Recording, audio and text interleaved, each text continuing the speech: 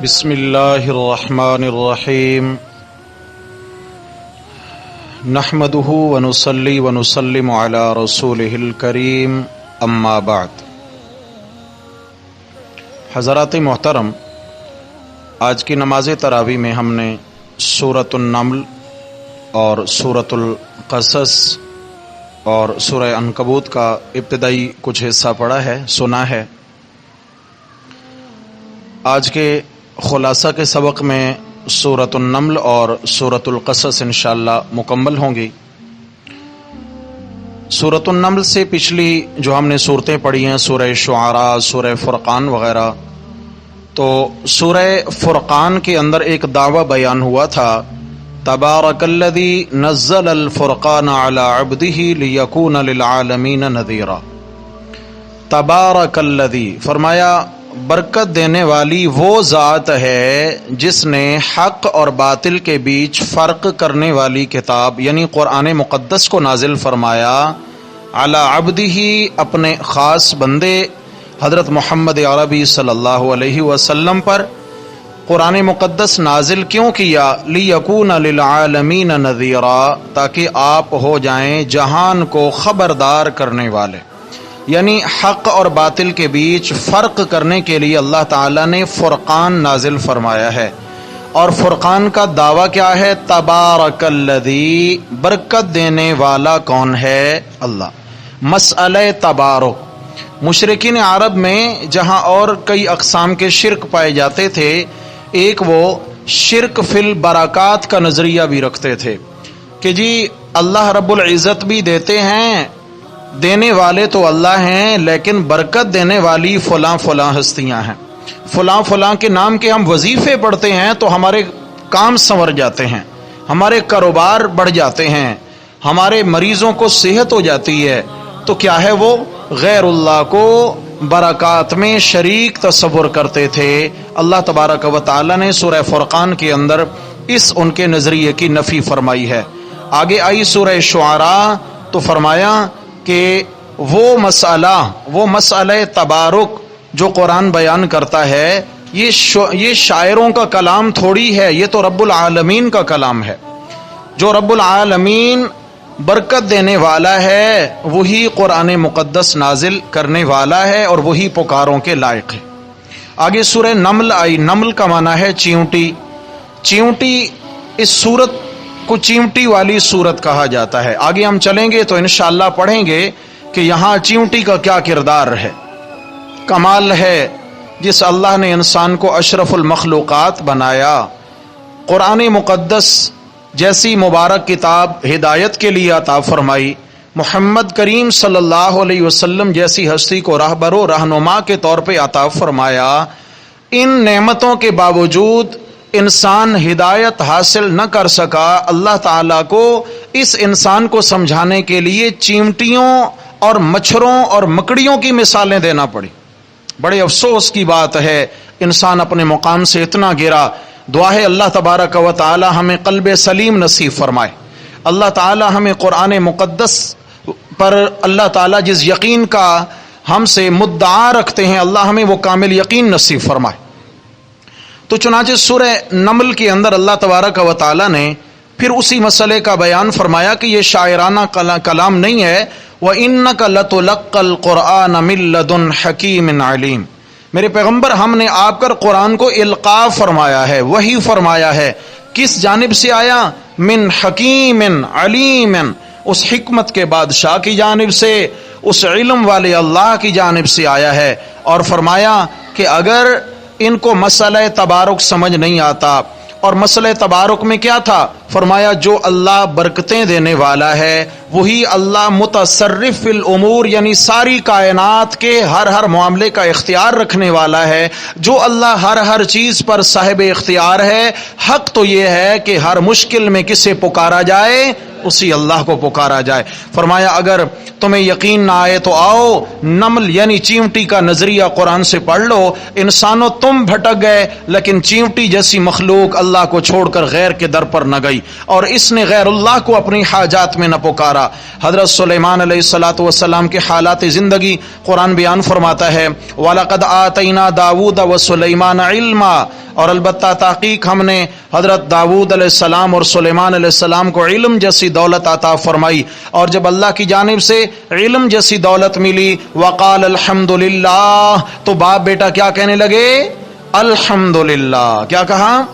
جب نعمت ملے، انعام ملے تو بندہ اس پہ تکبر کا مظاہرہ نہ کرے، اس کے اندر اپنا کردار جو ہے نا وہ ظاہر نہ کرے کہ میری محنت کا یہ ثمر ہے، بلکہ اللہ تبارک و تعالی کا شکر بجا لائے اور کہے الحمدللہ۔ حضرت سلیمان حضرت داؤد علیہ الصلوۃ والسلام کے بیٹے ہیں۔ باپ بیٹے کو جب اللہ نے علم نبوت سے نوازا تو اللہ کا شکر ادا کرنے لگے۔ حضرت داؤد علیہ الصلوۃ والسلام کو اللہ نے نبوت بھی عطا فرمائی اور بادشاہت سے بھی نوازا تھا۔ حضرت داؤد علیہ السلام کا انتقال ہو گیا تو حضرت سلیمان علیہ الصلوۃ والسلام ان کے جانشین بنے۔ اللہ تعالیٰ نے یہاں پر حضرت سلیمان علیہ السلام کا صدارتی خطبہ بیان فرمایا ہے۔ جس طریقے سے کوئی اقتدار پہ آتا ہے تو وہ قوم سے خطاب کرتا ہے، اسے صدارتی خطبہ کہتے ہیں۔ جناب صدارتی خطبہ ارشاد فرمایا جا رہا ہے۔ تو حضرت سلیمان علیہ الصلوۃ والسلام نے کیا کہا؟ فرمایا وَوَارِثَ سُلَيْمَانُ دَاوُود وَقَالَ يَا أَيُّهَا النَّاسُ، اور وارث بنے حضرت سلیمان علیہ السلام جناب داؤد علیہ السلام کے۔ وَقَالَ يَا أَيُّهَا النَّاسُ، اور کہنے لگے اے لوگو عُلِّمْنَا مَنطِقَ الطَّيْرِ، اللہ کے احسانات گننا شروع کیے۔ عُلِّمْنَا مَنطِقَ الطَّيْرِ، ہمیں پرندوں کی بولی کا علم دیا گیا ہے۔ پرندے آپس میں چوں چوں چاں چاں کرتے ہیں، اللہ کے نبی کو سمجھ آ رہی ہوتی ہے کہ ایک دوسرے سے کیا بول رہے۔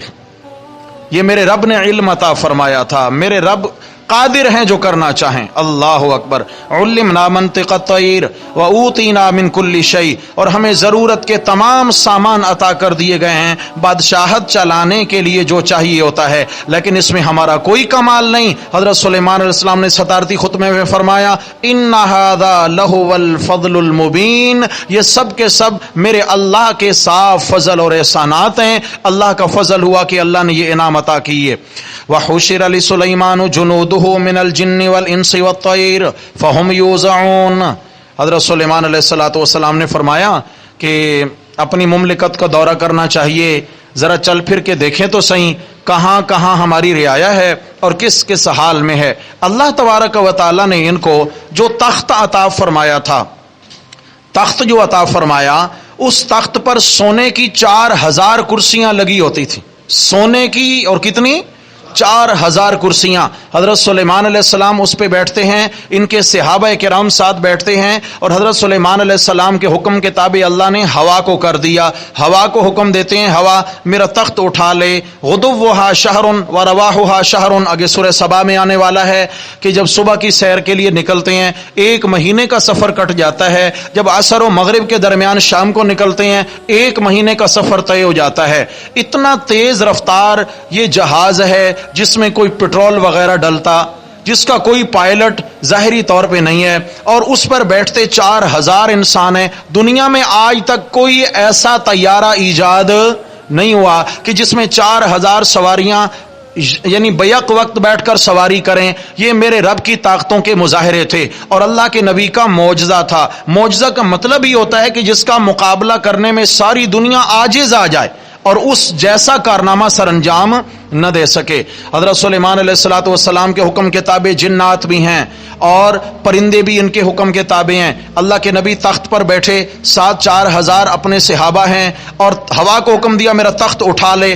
ہوا نے تخت اڑانا شروع کیا، اوپر پرندے پروں سے پر باندھ کر سائبان کر کے اڑتے جا رہے ہیں، اوپر سایہ پرندوں کے پروں کا ہے، سامنے جنات دھمالے کھیلتے جا رہے ہیں۔ جناب سفر طے ہو رہا ہے، اپنی مملکت خداداد کا جو ہے نا وہ مشاہدہ کرتے چلے جا رہے ہیں کہ ایک جگہ حکم ہوا تخت کو، ہوا کو، کہ تخت یہاں رکھ دیجئے۔ तख्त रख दिया गया। अल्लाह के नबी ने फरमाया कि अब हम ज़रा पैदल चल के यहाँ देखेंगे यहाँ कौन कौन सी हमारी रियाया आबाद है। अल्लाह के नबी वहाँ से चले हैं और कुरान कहता है हुशिर लिसुलैमान जुनूदहु मिनल जिन्नि वल इंसि वत्तैर। हज़रत सुलेमान अलैहिस्सलाम के लिए लश्कर जमा किए जा रहे थे, जिन्नात के, इंसानों के, परिंदों के। फहुम यूज़ऊन, और उनका नज़म बनाया जा रहा था, जमातें बनाई जा रही थीं। एक नज़्मो ज़ब्त के साथ तुमने चलना है, ऐसे नहीं किसी का मुंह किधर है किसी का किधर है, जमात बंदी के अंदाज में। हर जमात पे एक अमीर मुकर्रर है। फरमाया यूं जमात बंदी हो रही थी। अल्लाहु अकबर। चलते चलते हत्ता इदा अतौ अला वादिन नम्ल, यहां तक कि जब चींटियों के इलाके में अल्लाह के नबी पहुंचे। मकोड़िस्तान कौन सा इलाका था? समझा ये क्या होता है? जहां पे चींटियां, कीड़े मकोड़े सब आबाद हैं, रेगिस्तान है और दोपहर का वक्त है। अल्लाह के नबी ने तख्त से उतरकर उस इलाके को देखना चाहा। चींटियां दोपहर के वक्त अपने बिलों से बाहर निकल के अपनी खुराक की तलाश में इधर उधर घूम रही थीं और मलका चींटी उनका पहरा दे रही थी। अल्लाह ने उस मलका चींटी के नाम पर यह सूरत रखी है कुरान में, नम्ल, चींटी वाली सूरत। तो वो मलका चींटी पहरा दे रही है। हजरत सुलेमान अलैहिस्सलातु वस्सलाम जब चले हैं तो दूर से जनाब एक बड़ा लश्कर आ रहा था, बड़ा तुम तराक है। तो मलका चींटी ने अपनी रियाया चींटियों को खबरदार करना शुरू किया। हत्ता इदा अतौ अला वादिन नम्ल, यहां तक जब पहुंचे चींटियों की वादी और चींटियों के इलाके में। कालत नमला, वो सरदार मलका चींटी कहने लगी, या अय्युहन नम्ल, ए चींटियो, उदखुलू मसाकिनकुम, दाखिल हो जाओ अपने अपने बिलों में, खाना पीना छोड़ दो, जान बचाओ, जान बचाओ, अपने बिलों में दाखिल हो जाओ। क्यों जी क्या हुआ? अभी तो निकली थी। तो मलका चींटी कहती है कि जान सलामत है तो फिर भी खुराक मिल जाएगी, जान बचाओ, बिलों में दाखिल हो जाओ। क्यों जी? ला यहतिमन्नकुम सुलेमान व जुनूदुहु, सुलेमान अलैहिस्सलाम का लगता है लश्कर आ रहा है और उसके सहाबा हैं, जुनूदुहु, कई लश्कर हैं साथ उसके, कहीं ऐसा ना हो कि वो तुम्हें कदमों तले रौंद ना डालें। ला यहतिमन्नकुम, तुम्हें रौंद ना डालें।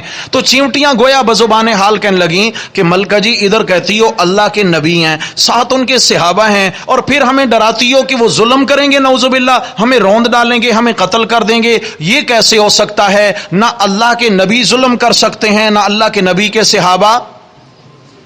क्यों सो गए हैं भाई? नबी भी जालिम नहीं होते और नबी के सहाबा भी जालिम। काश इस खर दिमाग इंसान को भी ये बात समझ आ जाए जो चींटी को बात समझ आ गई कि नबी के सहाबा जालिम नहीं होते। ये कहते नहीं जी अबू बकर उमर ने फातिमा पे जुल्म किया था, हैं? इस खर दिमाग को बात समझ ना आई जो एक चींटी को बात समझ में आ गई। चींटियां कहती हैं कि जी वो तो जालिम नहीं होते, फिर जुल्म कैसे करेंगे? तो मलका चींटी ने कहा वहुम ला यशऊरून, वाकई ये हस्तियां जुल्म नहीं करती, लेकिन उनको पता भी नहीं चलेगा कोई चीज कदमों तले आई है या हमारे छोटे छोटे वजूद हैं। हम ला यशऊरून, वो लाशऊरी तौर पर हमें रौंद के निकल जाएंगे। चींटी का क्या अकीदा है? सुभान अल्लाह, नहीं समझे। इस अकीदे की वजह से और इस पब्लिक और रियाया की खैरख्वाही करने की बरकत से अल्लाह ने उस चींटी का तज़किरा कुरान मजीद में कर दिया जिसने अपनी रियाया की इतनी खैरख्वाही की है। नंबर 2, और अपने अकीदे का इजहार किया, वहुम ला यशऊरून, कि जब वो चल रहे होंगे उनको कदमों तले आने वाली मखलूक का पता भी, क्योंकि आलिमुल गैब कौन है? पर्दों में से देखने वाला कौन है? तो ये चींटी का अकीदा है। चींटी पे गुस्ताखी का फतवा नहीं लगाना, समझ आ गई? ये चींटी का अकीदा था जिसे कुरान ने बयान कर दिया। हजरत अल्लाह रब्बुल इज्जत ने चींटी की ये आवाज हजरत सुलेमान अलैहिस्सलाम के कानों तक पहुंचा दी।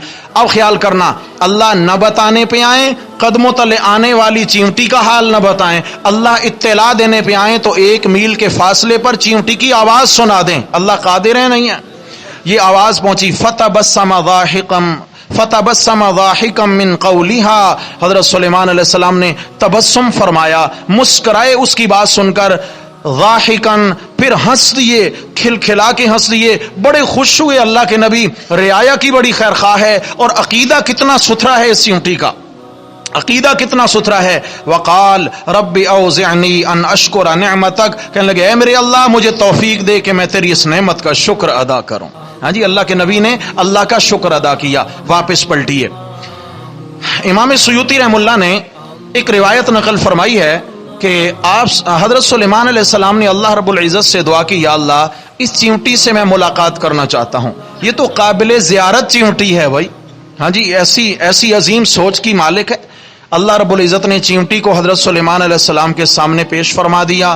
سلیمان علیہ السلام نے اس کا حال احوال معلوم کیا، فرمایا مجھے جانتی ہو، اللہ کا نبی بھی ہوں اور وقت کا بادشاہ بھی ہوں، اور یہ سارے خزانوں کی چابیاں بھی میرے پاس ہیں، آپ کو کچھ بھی چاہیے ہو اب ادھر ادھر بھٹکنے کی ضرورت نہیں ہے، اپنی رعایا کے لیے جو مطالبہ کرو ہم حاضر ہیں، خوراک چاہیے، پانی چاہیے، جو کچھ چاہیے ہم تمہارے لیے پیش کر دیتے ہیں، اطلبی منی شیئا، کچھ مانگ مجھ سے تاکہ میں تمہیں عطا کروں۔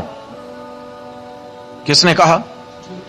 نہیں بھائی، سلیمان علیہ السلام نے چیونٹی سے کہا اطلبی منی شیئا، مجھ سے کچھ طلب کیجئے تاکہ میں تمہاری جھولی بھر دوں۔ تو چیونٹی نے کیا جواب دیا؟ کہتی ہے لا اطلب منک شیئا، اللہ کے نبی ہمیں آپ سے کچھ مانگنا ہی نہیں ہے، لا اطلب منک شیئا، ہمارا آپ سے کوئی مطالبہ ہی نہیں ہے۔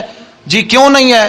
تو چیونٹی نے کہا انت عاجز والطلب من العاجز غیر جائز، آپ اللہ کے عاجز اور ضرورت مند بندے ہیں، اور میں چیونٹی کا عقیدہ ہے کہ ضرورت مند سے مانگنا یہ دانائی کی بات نہیں ہوتی، جو خود حاجت مند ہو وہ حاجت روا ہوتا نہیں، جس پہ مشکلیں آئیں وہ مشکل کشا ہوتا۔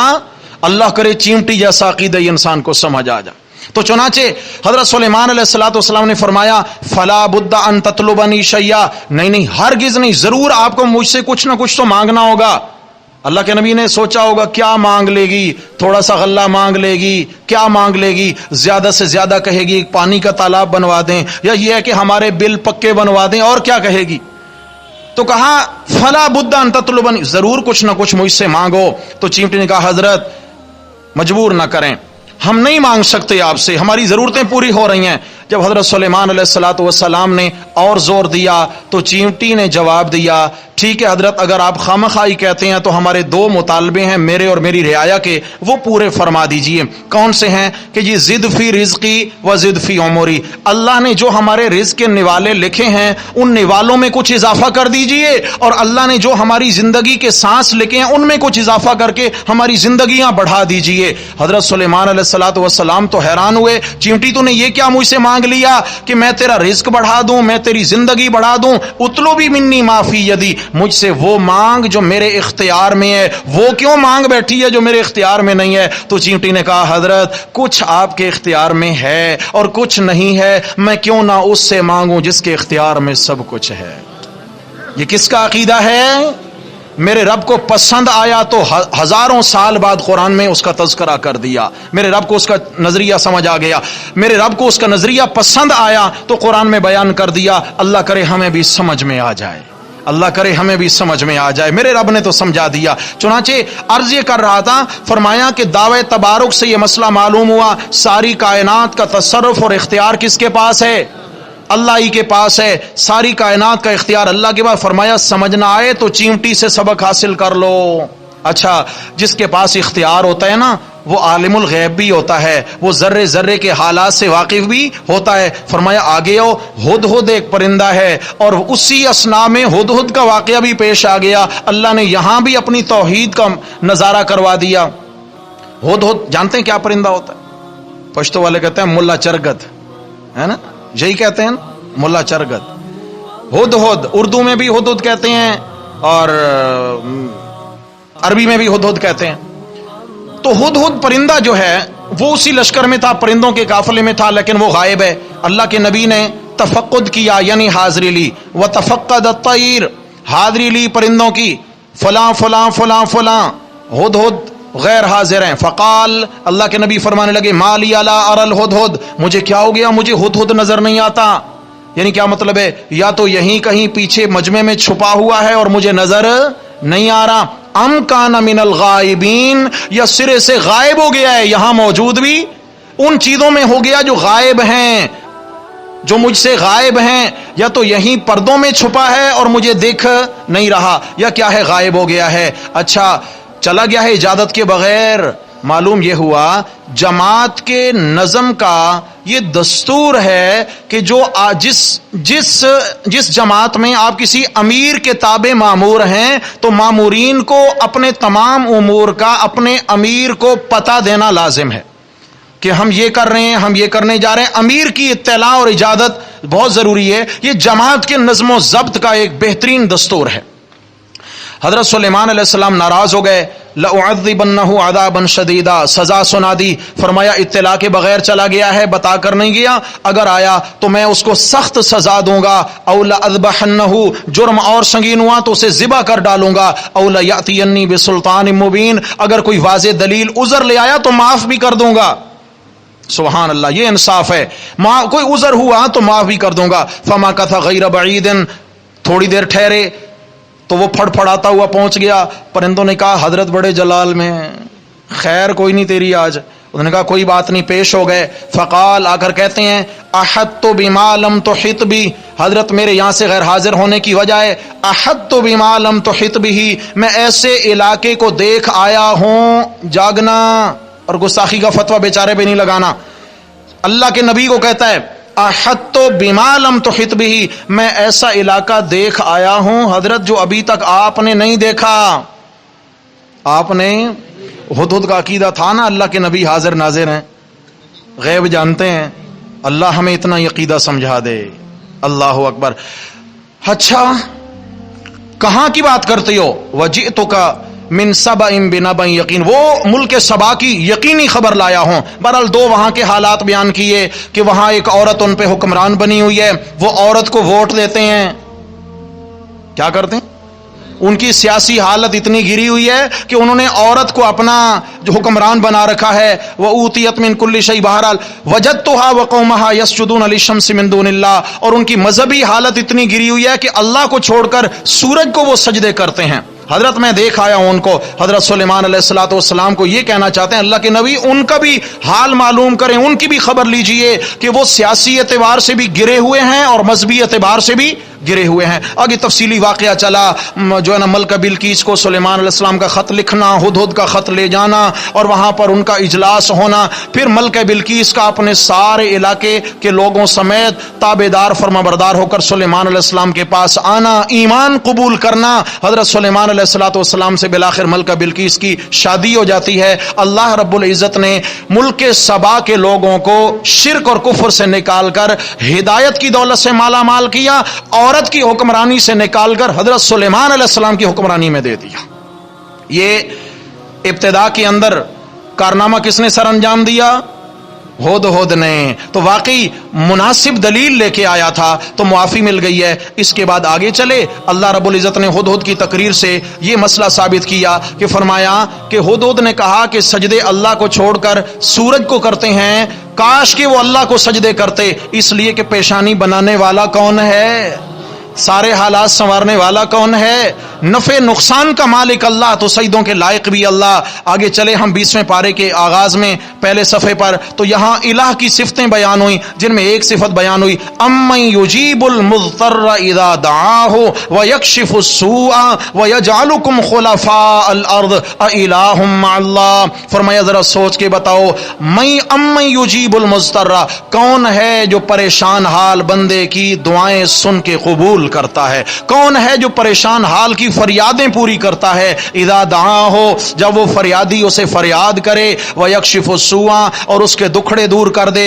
اللہ فرماتے ہیں بتاؤ کون ہے. آگے چل کے فرمایا جب میں اللہ ہی ہوں تو بتاؤ الہ مع اللہ، میں اللہ کے ساتھ کوئی اور الہ اور معبود ہو سکتا ہے؟ تو کلمہ پڑھا لا الہ، نہیں نہیں نہیں، اللہ کے سوا کوئی عبادت کے لائق نہیں ہے. معبود کی دو صفتیں ہوتی ہیں. اب ہم کئی دروس میں فاتح میں پڑھائے تھے معبود کی کتنی صفتیں ہیں؟ نمبر 1 عالم الغیب ہو، نمبر 2 مختار کل ہو، سب کچھ جانتا بھی ہو، سب کچھ کرنے پر قادر بھی ہو. فرمایا کرنے پر تو اتنا قادر ہوں کہ جب کوئی فریادی فریاد کرتا ہے تو فریاد سنتا بھی ہوں اور مشکلیں دور بھی کرتا ہوں. فرمایا سب کچھ پہ اختیار ہے. آگے چلے آیت نمبر 65 کے اندر فرمایا میرے علم کا کمال یہ ہے کہ فرما دیجئے قل لا یعلم من فی السماوات والارض الغیب الا اللہ. میرے پیغمبر اعلان فرمائیے جو مخلوق آسمانوں میں ہے، جو مخلوق زمینوں میں ہے، وہ نہیں جانتے. لا یعلم نہیں جانتے. کیا نہیں جانتے؟ فرمایا الغیب. کیا نہیں جانتے؟ غیب نہیں جانتے. کون جانتا ہے؟ الا اللہ. ہاں مگر اللہ ہی غیب جانتا ہے. فرمایا جب سب کچھ کرنے والا بھی اللہ، سب کچھ جاننے والا بھی اللہ، تو ساری کائنات کے کام بنانے والا کون؟ پکاروں کے لائق کون؟ اللہ ہی پکاروں کے لائق ہے. فرمایا اگر تمہیں بات سمجھ میں نہ آئے تو آؤ سورہ قصص کے اندر موسیٰ علیہ الصلوۃ والسلام کا تفصیلی قصہ پڑھ لو. حضرت موسیٰ علیہ الصلوۃ والسلام اور اس کی قوم نے فرعون کے مظالم سہ سہ کر میں اللہ کو پکارا، میں اللہ سے تعلق جوڑا. تو ذرا احباب یہاں میں ایک شبہ کا ازالہ بھی کرنا چاہوں گا. آیت نمبر 3 کے اندر فرمایا ان فرعون علا فی الارض. فرعون جو ہے نا اللہ کے یعنی ملک کے اندر، زمین کے اندر، ملک مصر کے اندر سرکشی کرنے لگا، علا دہشت گردی کرنے لگا. ہاں جی، اس نے بڑے ظلم و ستم ڈھائے. وجعل اہلہا شیعا، اور وہاں لوگوں کے دھڑے بنا دیے. خیال کرنا بھائی، آج کی سیاست کے متعلق یہ آیت زبردست آیت ہے. وجعل اہلہا شیعا، شیعہ کا معنی دھڑا، جماعت، گروہ. وہاں کے لوگوں کو 2 گروہوں میں بانٹ دیا، حزب اقتدار، حزب اختلاف. حزب خود اقتدار میں تھا، بنی اسرائیل کو حزب اختلاف میں لے آیا، اپوزیشن میں لے آیا. اور اپوزیشن والوں کے متعلق کیا کیا؟ یستضعف طائفۃ منہم، اپنے مد مقابل جماعت کو کمزور رکھنا چاہتا تھا. تو کیا کرتا؟ یذبح ابناہم، ان کے بچے ذبح کرایا کرتا تھا. لڑکے 1 سال ذبح کراتا، 1 سال نہیں، ان کے بچوں کو ذبح کراتا. وَيَسْتَحْيِي نِسَاءَهُمْ، ان کی عورتوں کو زندہ چھوڑتا. إِنَّهُ كَانَ مِنَ الْمُفْسِدِينَ، بڑا ہی فسادی تھا. کیا تھا؟ کہو بھائی کیا مطلب ہے؟ سیاست کو اس رنگ میں چلانے والے، ناراض نہیں ہونا، میں سیاسی نہیں ہوں، لیکن جو غیر شرعی سیاست ہے اس کو مانتے بھی نہیں ہے. بات صاف سی ہے. اس طریقے سے کبھی اسلام نہیں آیا ہے. ووٹوں سے کبھی اسلام صرف جہاد سے آئے گا انشاءاللہ. افغانوں نے کیسے اسلام نافذ کیا؟ ووٹوں سے. بولتے نہیں ہیں بھائی جی. انشاءاللہ تعالی پوری دنیا میں جہاد کی برکت سے اسلام زندہ ہوگا انشاءاللہ. تو چنانچہ فرعون کی سیاست کا یہ انداز تھا کہ وہ خود اقتدار میں رہتا اور ایک جماعت کو اپوزیشن میں رکھتا، ان کے ساتھ کیا ہے جی لڑائی، اور ان کو کمزور رکھتا، ان کے بچے ذبح کراتا رہا، اور اس طریقے سے لوگوں کو اپنا غلام بنا کر رکھا، غلام بنا کر رکھا. کیا جب سے پاکستان بنا ہے ہم چند گھروں کے غلام نہیں چلے آ رہے جی؟ میں کسی کی تائید نہیں کر رہا، یاد رکھنا سب کے سب یہودی ایجنٹ ہیں، سب کے سب اپنے پیٹ بھرنے کے لیے آتے ہیں، اپنی تجوریاں بھر کر چلے جاتے ہیں. رب کعبہ کی قسم ہے، نہ یہ سیاست کا نبوی انداز ہے اور نہ ہی یہ وہ سیاست ہے جس کو دین کے اندر سیاست کہا گیا ہے. سیاست جو ہے نا، سیاست گنی نہیں جاتی ہے، لوگوں کو گنا نہیں جاتا. اسلام میں لوگوں کو تولا جاتا ہے. کیا تولا جاتا ہے؟ کس کا معیار کیا ہے، کس کا معیار کیا ہے، کس کا کردار کیا ہے. گنے نہیں جاتے ہیں کہ ووٹنگ کرا لو. نبی علیہ الصلوۃ والسلام کے انتقال کے بعد حضرت صدیق اکبر مسند خلافت پہ آئے. مدینہ میں الیکشن ہوئے تھے، بولتے نہیں ہیں. حضرت صدیق اکبر کے انتقال کے بعد حضرت عمر فاروق خلیفہ بنے، الیکشن ہوئے تھے جی. حضرت عثمان کے لیے، حضرت علی کے لیے، بعد میں چلیں حضرت عمر بن عبدالعزیز تک چلیں. کبھی بھی آپ کو اسلام کے دامن میں یہ ووٹنگ کا سلسلہ نظر نہیں آئے گا. بہرحال یہ کیا ہوتا ہے؟ یہ بندر بانٹ ہوتی ہے، مل کے کھانا ہے. 5 سال تم کھاؤ، اگلے 5 سال پھر ہمیں موقع دو بھائی. یہ ہے، دعا کریں اللہ اس وطن عزیز کی حفاظت فرمائے. ہر شاخ پہ الو بیٹھا ہے، انجام گلستاں کیا ہوگا. بہرحال آگے چلیے. شبہ کیا تھا؟ شبہ یہ ہے کہ جی نجومیوں نے اس کو فرعون کو اطلاع دی تھی کہ آپ کی رعایا میں ایک بچہ پیدا ہونے والا ہے جو آپ کا تخت الٹ دے گا. سنیے لوگوں کے ہاں ایک شبہ ہے کہ نجومیوں نے اطلاع دی کہ ایک بچہ پیدا ہونے والا ہے بنی اسرائیل میں جو آپ کی بادشاہت کے لیے خطرہ ہے. کون ہوگا؟ موسیٰ اس کا نام ہوگا جی. نجومیوں نے، جادوگروں نے اطلاع دی. تو فرعون کیا کرتا؟ بچے ذبح کرانے لگا، وہ بچہ ہی پیدا نہ ہو جائے. نجومی اگر اتنے ہی زیادہ تگڑے علم کے مالک تھے، یہ کیوں نہ بتا دیا کہ وہی بچہ ہے جو تیری گود میں پل رہا ہے؟ ہاں بھائی، نجومی اگر اتنے ہی عالم الغیب تھے تو یہ کیوں نہ بتا دیا کہ تیرے خرچے میں ہی پل رہا ہے وہ؟ تو میرے بھائیوں، اس روایت کا کوئی سر پیر نہیں ہے، جھوٹ کا پلندہ ہے، یہود کی گھڑی ہوئی کہانی ہے، اسرائیلی روایت ہے، قرآن مقدس اس کی تائید نہیں کرتا۔ ہمارا ایمان ہے جب انبیاء اولیاء عالم الغیب نہیں تو جادوگر کیسے عالم الغیب ہو سکتا ہے؟ اللہ کی صفت میں شریک ہو سکتے ہیں؟ نہیں۔ یہ آیت بتا رہی ہے کہ وہ ذبح کیوں کراتا تھا۔ فرمایا یستضعف طائفۃ منہم، ان میں سے ایک جماعت کو کمزور رکھنا چاہتا تھا۔ کیسے؟ یذبح ابناءہم، ان کے بچے ذبح کرا کر۔ کیا مطلب ہے؟ ایک سال بچے ذبح کراتا اور ایک سال ذبح نہیں کراتا، کہیں مردوں کی نسل ہی ختم نہ ہو جائے۔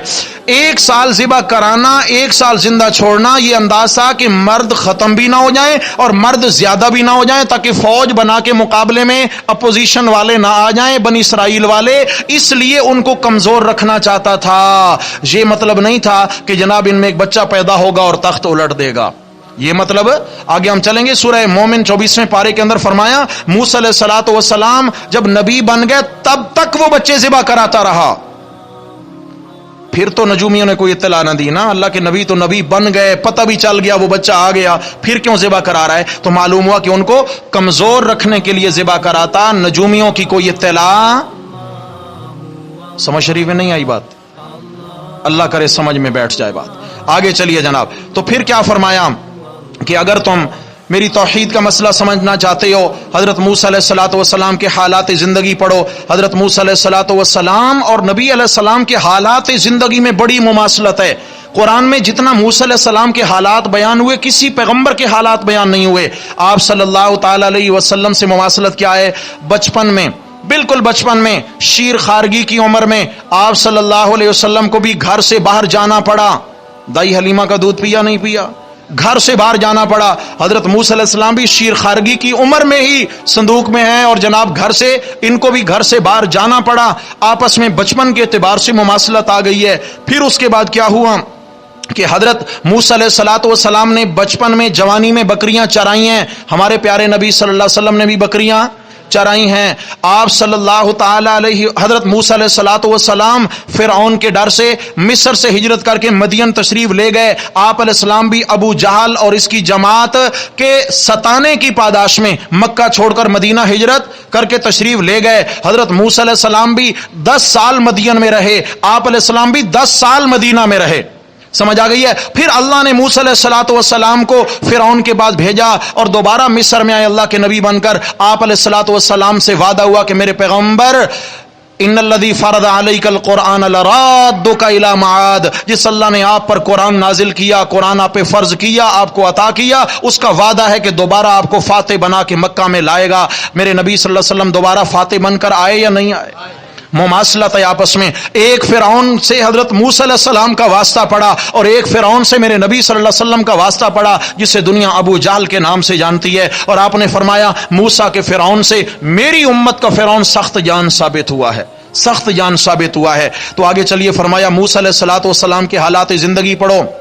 مدین کے کنویں پہ پہنچتے ہیں، وہاں لوگ پانی نکال کر اپنے جو ہے نا جانوروں کو پلا رہے ہیں۔ 2 نوجوان بچیاں ایک سائیڈ پہ با پردہ ہو کر اپنا ریوڑ رو کے کھڑی ہوئی ہیں۔ اللہ کے نبی ان کے قریب چلے گئے اور جا کر پوچھا، قال ما خطبکما، تمہارے ساتھ کیا ماجرا ہے؟ تم کیوں کھڑی ہو، بکریوں کو پانی نہیں پلاتی ہو؟ 7 دن تک اللہ کے نبی 7 دن 8 راتیں سفر کیا، درختوں کے پتے کھا کھا کر گزارا کر کے وہاں تک پہنچے ہیں۔ اور بچیوں سے سوال کیا، کیا ہوا؟ قال تعالی نسقی حتی یصدر الرعاء، یہ شعیب علیہ السلام کی بیٹیاں تھیں، شرم و حیا کے پیکر اللہ کے نبی کی بیٹیاں ہیں، کہتی ہیں کہ یہ ہمیں پانی نہیں پلانے دیتے، جب یہ چلے جائیں گے چرواہے تو ہم بچا کھچا اپنی بکریوں کو پلا لیں گی۔ اچھا کوئی مرد نہیں ہے؟ وَأَبُونَا شَيْخٌ کبیر، کہتی ہیں جی مرد تو گھر میں ہے، ہمارے بابا ہیں اور انتہائی بوڑھے ہیں، اب وہ ریوڑ چرانے کے قابل نہیں ہے، اللہ نے بھائی ہمیں دیا نہیں۔ موسیٰ علیہ السلام نے ان کے ریوڑ کو پانی پلایا، واپس آ کر دوبارہ وہاں درخت کے ساتھ ٹیک لگا کے بیٹھ گئے اور اللہ سے دعا کرتے ہیں۔ یہ آیت دکھانا چاہتا تھا، اللہ سے دعا کرتے ہیں، کیا کہتے ہیں؟ رب انی لما انزلت الی من خیر فقیر۔ فقیر کیا لفظ ہے؟ رب انی لما انزلت الی من خیر، اے میرے اللہ اب جو بھی خیر اور بھلائی عطا فرما، ہر بھلائی کے لیے تیرے در کا فقیر ہوں۔ کیا ہوں؟ جو فقیر ہو وہ داتا بن سکتا حاجت روا ہوتا. اللہ کے نبی تو رب کے در کے فقیر ہیں، اور کوئی اور ہستی مشکل کشا ہو سکتی ہے؟ نبی مشکل کشا نہیں تو کوئی اور بھی مشکل کشا نہیں ہے. آگے چلتے ہیں. بہرحال حضرت شعیب علیہ السلام کی بیٹی سے نکاح ہوتا ہے، 10 سال کے بعد دوبارہ واپس آتے ہیں اور اللہ تعالیٰ راستے میں پیغمبری عطا فرماتے ہیں، اور پیغمبری عطا ہو گئی. موسیٰ علیہ الصلوۃ والسلام کو فرعون کے پاس تشکیل کر کر بھیج دیا گیا. ساتھ حضرت ہارون علیہ السلام ان کے بھائی کو بھی نبی بنا دیا گیا. لمبا واقعہ ان کے حالات زندگی چلے. آخر میں چل کر اللہ رب العزت نے اسی صورت کے آخر میں آیت نمبر 88 میں آپ صلی اللہ علیہ وسلم کو بھی تلقین فرمائی. میرے پیغمبر، جو مسئلہ سورہ فرقان میں بیان ہوا، جو مسئلہ سورہ شعراء میں بیان ہوا، جو مسئلہ نمل میں چیونٹی کے حالات سے ظاہر ہوا، جو مسئلہ حضرت موسیٰ علیہ الصلوۃ والسلام کی فقیری سے ظاہر ہوا کہ وہ سارے کس کے در کے محتاج ہیں اور کسے پکارتے ہیں، کس کو حاجت روا مانتے ہیں، اسے میرے پیغمبر اعلان فرما دیجئے. وَلَا تَدْعُ مَعَ اللَّهِ إِلَٰهًا آخَرَ، اے میرے امتیو، اللہ کے ساتھ کسی اور کو الہ سمجھ کے مت پکارو. لا تدعو، مت پکارو. لا الہ الا ہو، اس لیے کہ پکاریں سننے والا اللہ کے سوا کوئی اور نہیں ہے. کل شیء ہالک الا وجہہ، ہر چیز فنا ہو جائے گی مگر اللہ پہ کبھی فنا نہیں ہے. اس لیے لہ الحکم، اسی کا حکم چلتا ہے. وَإِلَيْهِ تُرْجَعُونَ، اور سب نے اسی کے در پہ لوٹ کے چلے جانا ہے. اس سے اپنا تعلق مضبوط کرو. تو میرے بھائیو، اشارہ کیا نکلا کہ ساری کائنات کا تصرف کس کے قبضے میں، اختیار کس کے قبضے میں، اور عالم الغیب کون ہے؟ جب یہ دو صفتوں کا مالک اللہ، تو سجدوں کے لائق بھی اللہ، پکاروں کے لائق بھی اللہ. آگے سورہ عنکبوت چلے گی. سورہ عنکبوت انشاءاللہ کل آغاز سے اس کے اندر کچھ مضامین ہیں، ان پر انشاءاللہ بات کریں گے. اقول قولی ھذا استغفر اللہ واتوب.